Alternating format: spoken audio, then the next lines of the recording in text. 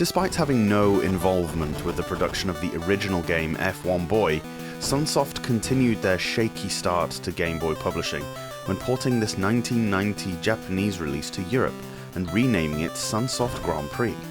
1992 saw Formula One at its most popular, with legends Nigel Mansell, Riccardo Patrese, Alain Prost and Ayrton Senna battling in some of the greatest rivalries of all time, as well as a roster of amazing future talents such as Michael Schumacher and Damon Hill.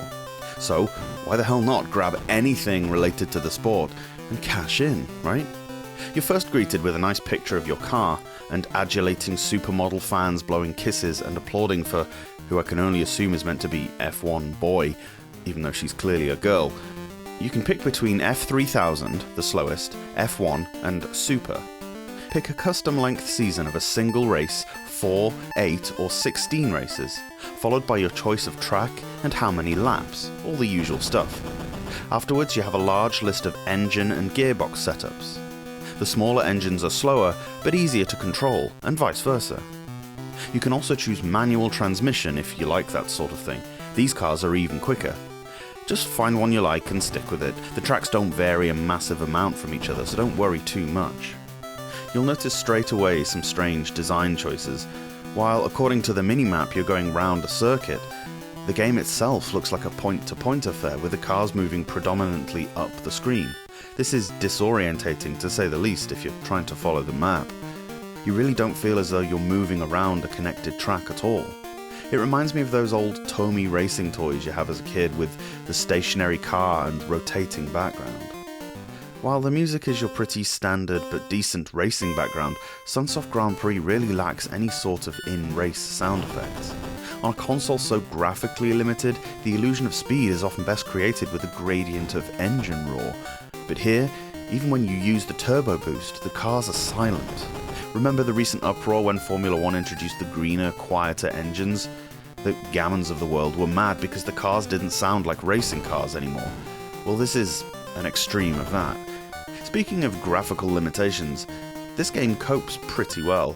You're zoomed in quite close, and it's completely top-down, so there's no background to speak of, but what's there is alright.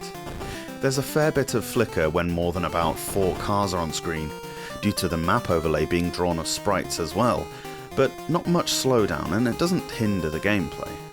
No qualifying means you always start at the back of the grid, and passing is made tough by a mixture of bad controls and immovable opponents. If you collide with another racer, you slow down, but they don't. Also, the AI never crash. You do. A lot. This is down to the controls being just stupid. Similar to how, despite the corners, the race always seems to be heading northward, your car always tries to default to the northward direction.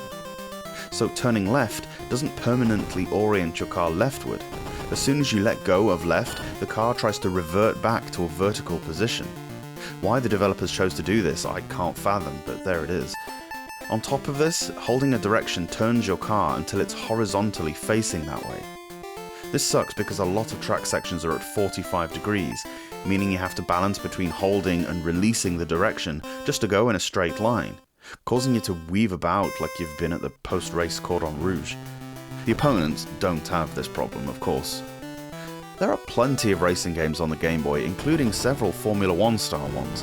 This one is kinda rubbish, and it's surely only down to the popularity of the sport that led Sunsoft Grand Prix to sell decently.